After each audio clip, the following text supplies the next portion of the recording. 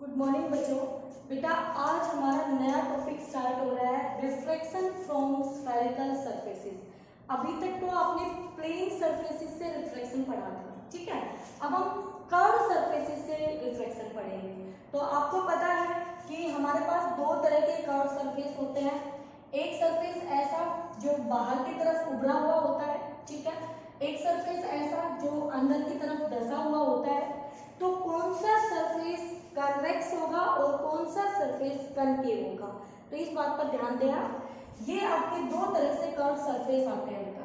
तो सबसे पहली बात, पहला जो इम्पोर्टेंट पॉइंट है वो ये है कि जब भी आपको ये चेक करना हो कि सरफेस, ये तो आपको पता है कि जिस भी तरफ से हमें देखना है वो नियम रूल में बताऊंगी आपको, लेकिन उस साइड से देखने पर अगर आपका सरफेस उभरा हुआ हो तो वो कन्वेक्स रिफ्लेक्टिंग सरफेस कहलाएगा।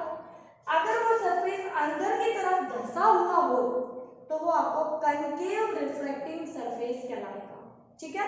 तो देखना कहां से है, सरफेस को हमेशा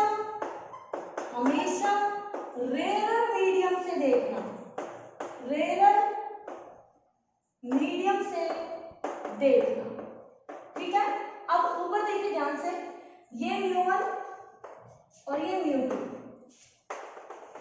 इसके लिए ये μ1 और ये μ2, ठीक है बेटा। अब μ1 मेरा रेरर है, रेरर मीडियम, μ2 मेरा डेंसर मीडियम है। μ1 मेरा रेरर मीडियम है और μ2 मेरा डेंसर मीडियम है, ठीक है बच्चों।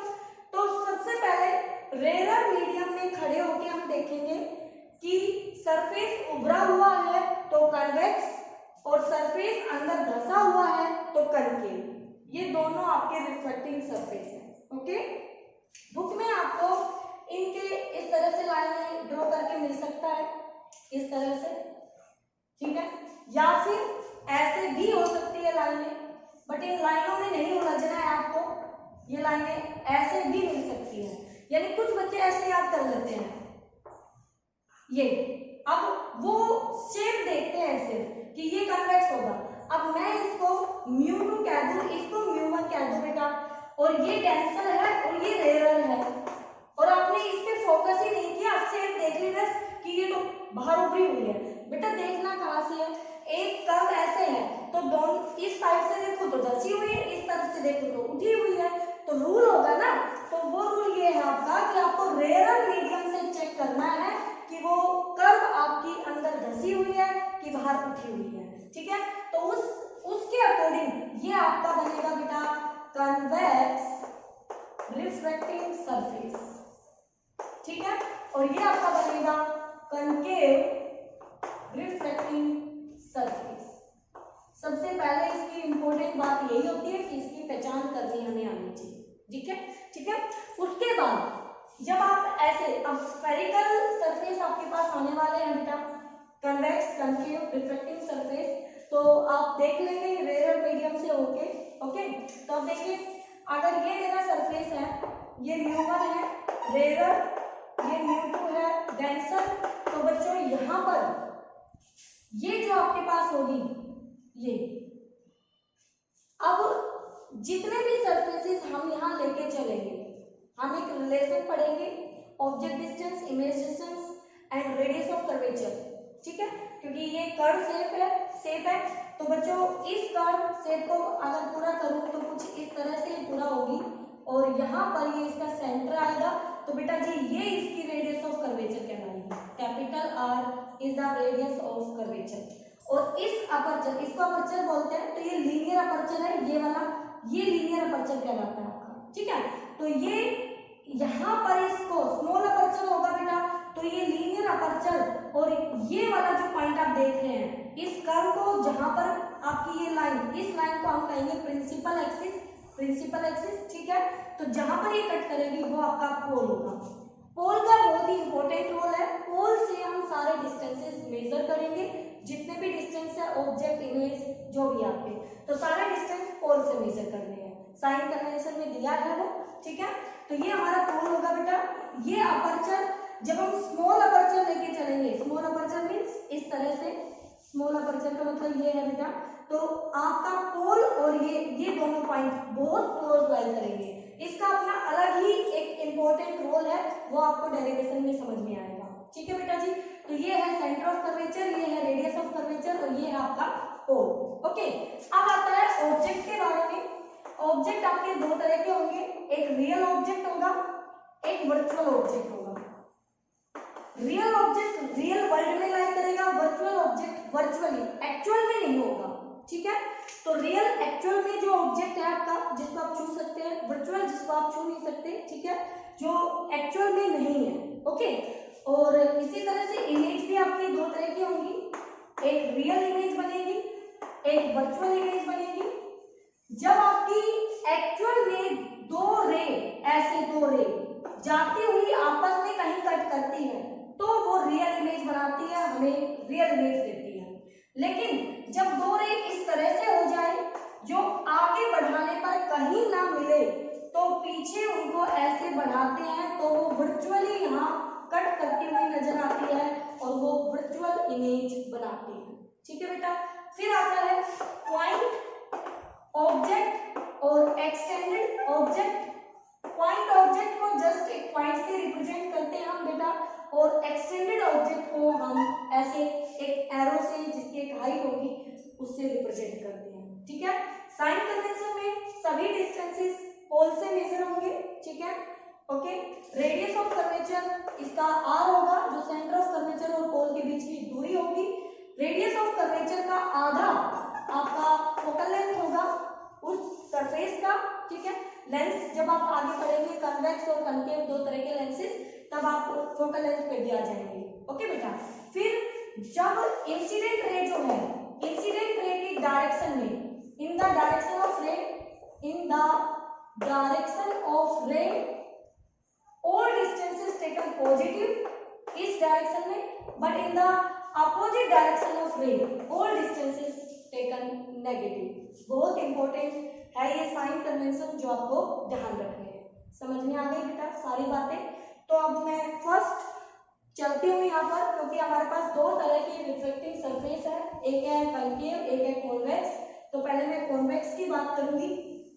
ठीक है, अगर आप एक को अच्छे से पढ़ लेंगे, एक को अच्छे से समझ लेंगे तो बाकी सारे आप खुद कर सकते हैं।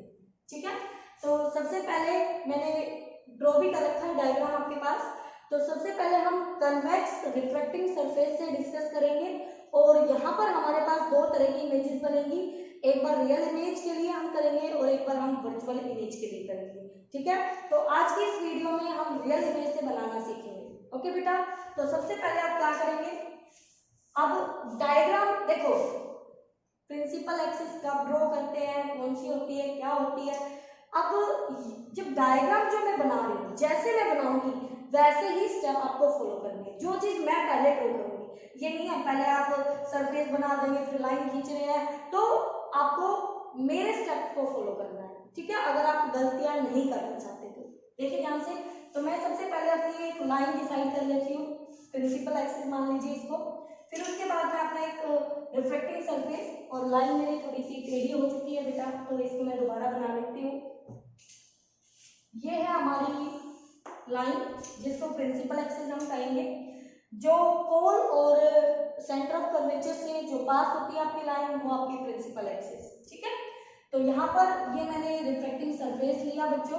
अब मैं कन्वेक्स की बात करने जा रही हूँ, तो जो सरफेस हम डिस्कस कर रहे हैं वो है convex reflecting surface for real image. मुझे रियल इमेज के लिए डिस्कस करना है। ठीक है, पहला और उसका ए पार्ट है फॉर रियल इमेज। अगले में कन्वेक्स रिफ्लेक्टिंग सरफेस ही हम लेंगे लेकिन वर्चुअल इमेज के लिए। ठीक है, तो बेटा इसको कन्वेक्स कब बनेगा ये, जब मेरा ये μ1 यानी कि ये रेयर मीडियम होगा और ये μ2 जब ये मेरा डेंसर मीडियम होगा। अब मोहर लग चुकी है कि ये सरफेस मेरा कन्वेक्स रिफ्लेक्टिंग सरफेस है। मैं यहाँ पर पॉइंट ऑब्जेक्ट लेके चलूंगी, तो आपको पॉइंट ऑब्जेक्ट लेने हैं। तो ये पॉइंट ऑब्जेक्ट हो गया आपका O। यहाँ से इमेज बनाने के लिए दो रेज चलती हैं, तो एक रे चलेगी ऐसे प्रिंसिपल एक्सिस के अलोंग और एक रे हमने ऐसे डाल दी सरफेस पर, कहीं भी डाल देना, और ये ऐसे जानी चाहिए थी सीधी, तो ये हो गई इंसिडेंट रे आपकी जो सरफेस पर पड़ गई है। अब इंटरफेस आ गया है, ये तो नॉर्मली पड़ी तो ये लाइन तो सीधी चली जाएगी, ये वाली रे तो, लेकिन ये वाली ओब्लिक्यूली पड़ी है तो इस पर नॉर्मल ड्रॉ करूंगी मैं। और आपको पता है बेटा जो नॉर्मल मैं यहाँ ड्रॉ करूंगी वो इस लाइन को जहां भी कट करेगा वो इसका सेंटर ऑफ कर्वेचर होगा। क्यों?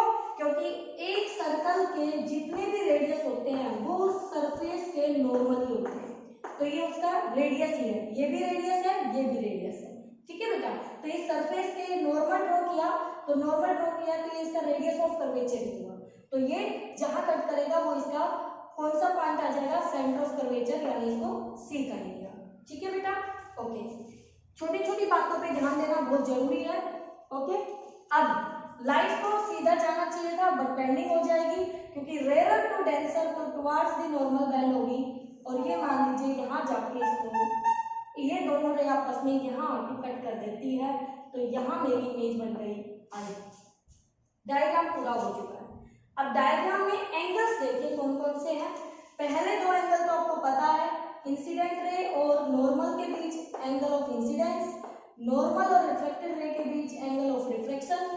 अब तीन एंगल और बनाएंगे हम, alpha beta gamma. Alpha angle बनेगा हमारा हमेशा ऑब्जेक्ट पे, याद रखना सभी डेरिवेशन में।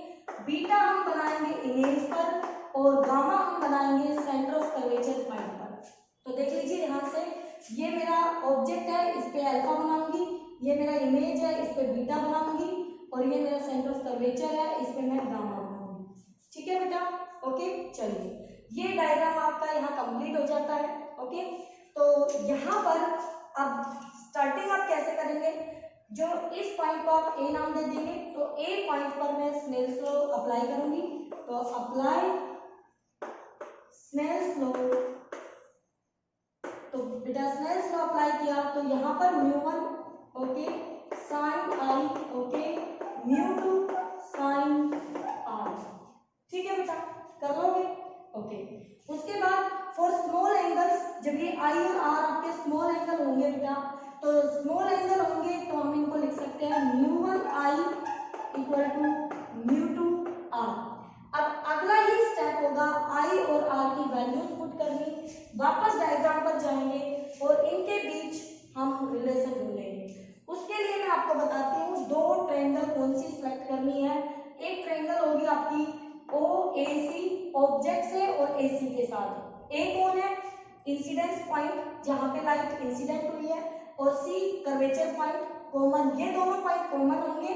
एक बार ये दोनों मिलके ओ के साथ ट्रायंगल बनाएंगे और एक बार आई के साथ। दूसरी ट्रायंगल बनेगी आई के साथ बेटा, तो ट्रायंगल आई ए सी, इन दो ट्रायंगल पर फोकस करना है हमें। अब देखिए दो इंटीरियर एंगल्स ढूंढ लीजिए और एक एक्सटीरियर उस ट्रायंगल का, उनके बीच रिलेशन मिलेगा। तो ओ ए सी में अल्फा और गामा, और ये वाली लाइन सीधी यानी आई, तो i equal to alpha plus gamma, तो i equal to alpha plus gamma मुझे मिल गया है पहला। तो दूसरा आई ए सी में आर और बीटा दोनों इंटीरियर है और गामा इनका एक्सटीरियर है, तो r plus beta equal to gamma. मुझे आर चाहिए बेटा, तो गामा माइनस बीटा निकाल लोगे।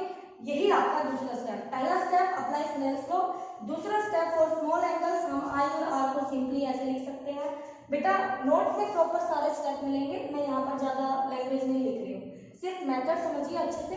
ओके, तो μ1 आई μ2 आर, तो बच्चों हम μ1 आई की जगह वैल्यू रख देंगे अल्फा प्लस गामा, और μ2 आर की जगह वैल्यू रख देंगे गामा माइनस बीटा। इनको मल्टीप्लाई कर लीजिए, μ1 alpha plus μ1 gamma, μ2 gamma minus μ2 beta. अब बच्चों गामा गामा के एक तरफ कर लो, अल्फा बीटा एक तरफ, तो मुझे मिल गया μ1 alpha plus μ2 beta equal to μ2, और गामा इधर आके कॉमन करूंगी तो ये माइनस की टर्म बनेगी, माइनस μ1 इनटू में गामा। बोलो बेटा, यहाँ तक कोई दिक्कत नहीं होनी चाहिए आपको, ठीक है। इससे आगे का स्टेप देखिए। यहाँ तक जाने के बाद आपको क्या काम करना है, आपको इनकी वैल्यूज, ये जो एंगल्स लिए हैं ये आपके स्मॉल एंगल्स है, तो इन एंगल्स को हम tangent alpha, tangent beta and tangent gamma में रिप्लेस कर सकते हैं, क्योंकि स्मॉल एंगल है। जैसे साइन को आई आर में बदला था, और साइन आई अप्रोक्सली टेंजेंट आई, और फॉर स्मॉल एंगल्स के लिए हम इनको आई ही तो लिख रहे थे। तो यहाँ पर tan alpha, tan beta and ten gamma बनेगा। तो आपको डायग्राम में क्या करना है वो देखिए। आपको यहाँ से ए पॉइंट से प्रिंसिपल एक्सिस पर एक नॉर्मल डालना है, यहाँ से ये नॉर्मल डालना है ये, और इस पॉइंट को हम नाम देंगे एम, और ये कोर पॉइंट है इसको पी।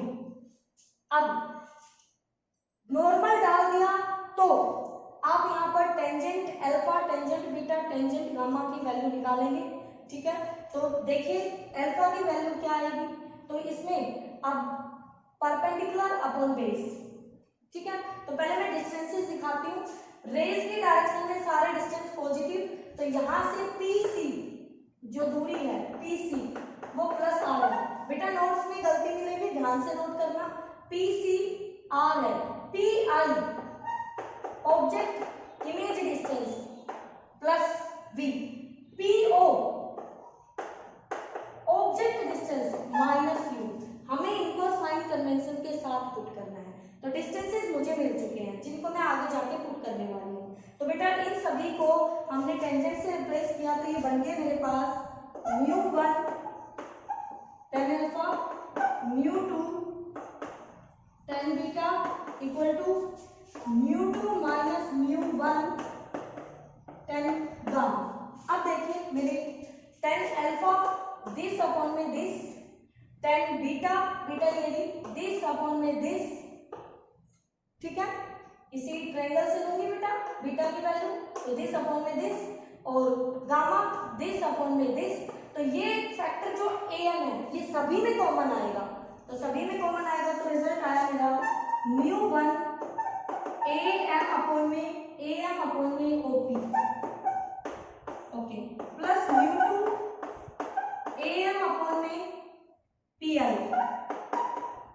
टेन बीटा ना pi, mu two minus mu one tan gamma, A M upon में एम सी। ओके, मैंने एम लिखना था नीचे, एम ओ या ओ एम या एम आई और एम सी आगे चल के करेंगे, ठीक है। तो ये बेटा ए एम से ए एम आपका कैंसिल हो गया हर जगह। अब सुनिए फॉर द स्मॉल अपर्चर का क्या रोल था। For small aperture, small aperture के लिए बेटा पी और एम दोनों ही नियरली इक्वल होंगे, तो एम पॉइंट को पी से रिप्लेस कर देंगे, तो हमारा आ गया mu one upon OP plus mu two upon P I equal to mu two minus mu one upon में पीसी। अब सारी वैल्यूज है मेरे पास, पीसी है प्लस आर, पी आई है प्लस पी, और पीओ है माइनस यू। तो पीओ माइनस यू यानी कि माइनस म्यू वन अपॉन में यू, फिर प्लस म्यू टू अपॉन में बी, फिर plus mu two minus mu one upon में आर। और ये आपका फाइनल रिजल्ट है बेटा, जब आप कन्वेक्स रिफ्लेक्टिंग सरफेस के लिए रेयर टू डेंसर, आपकी रेयर में ऑब्जेक्ट रखा है और उसकी इमेज आपके दूसरे मीडियम में बन रही है, ठीक है। तो ये हमने पढ़ा कन्वेक्स सरफेस के लिए फॉर रियल इमेज के लिए रिलेशन बिटवीन, ठीक है, किस के बीच में यू वी एंड आर के बीच में रिलेशन। आप इसको अच्छे से करें, कोई भी डाउट हो, किसी भी तरह का डाउट हो तो आप मुझसे पूछिए। ओके बेटा, ठीक है।